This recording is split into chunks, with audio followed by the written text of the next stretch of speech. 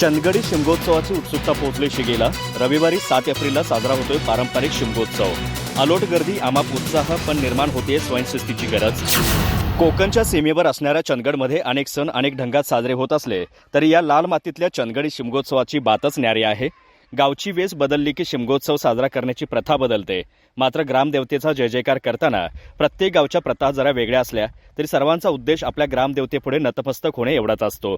रविवारी 7 एप्रिल रोजी होणाऱ्या या खास चंदगडी शिमगोत्सवाची तयारी सध्या जोरदार सुरू असून त्याची उत्सुकता शिगेला पोहोचली आहे। या शिमगोत्सवात रामायण महाभारतातले विविध प्रसंग सादर करीत वेगवेगळी सोंगे धारण करून कलाकार लोकांचे मनोरंजन करताना दिसतात।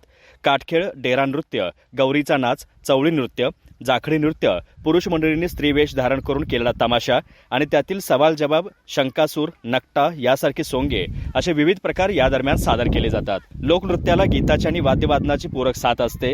पारंपरिक वेशभूषा करून ही नृत्य सादर केली जातात, त्यामुळे आबालवृद्ध याची आतुरतेने वाट पाहत असतात।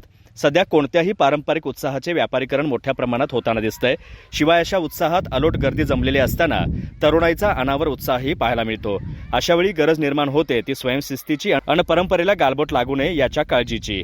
चंदगडकर नक्कीच हा शिमगोत्सवाचा आनंद द्विगुणित करतील आणि हा चंदगडी शिमगोत्सव एक आदर्श उत्सव म्हणून जिल्ह्यात नावारूपाला येईल हीच अपेक्षा। आर न्यूज साठी राजेंद्र शिवणगेकर, चंदगड।